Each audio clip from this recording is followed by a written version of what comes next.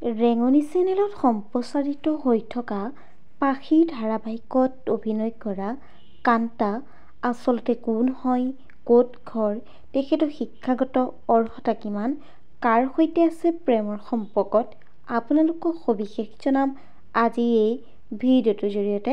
গতিকে ভিডিঅ'টো অলপো স্কিপ নকৰাকৈ শেষলৈকে চাই থাকিব।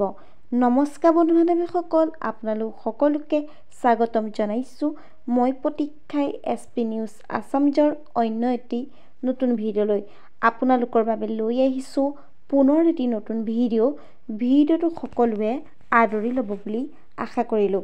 আহক আজি ভিডিঅ'টোৰ পৰৱৰ্তী অংশলৈ আগবাঢ়োঁ। হয়, ৰেঙনি চেনেলত সম্প্ৰচাৰিত হৈ থকা পাখি ধাৰাবাহিকত অভিনয় কৰা কান্তাৰ প্ৰকৃত নাম হৈছে দীক্ষিতা কাশ্যপ।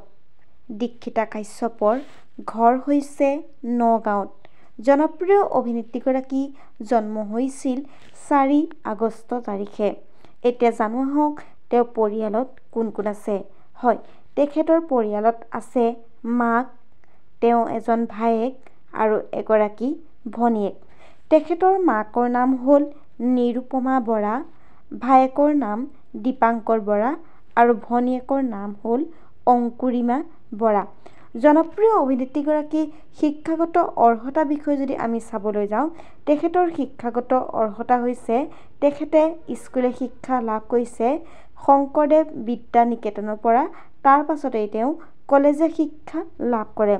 জনপ্ৰিয় অভিনেত্ৰীগৰাকীয়ে অভিনয় কৰা কেইখনমান অসমীয়া ধাৰাবাহিকৰ নাম হৈছে অঞ্জলি, চেগুন পাতৰ কুঁহি, অপৰাধ অনুসন্ধান, নিবিড় মায়াৰে, অম্ৰপালি, আবিৰ, চিটি লাইট,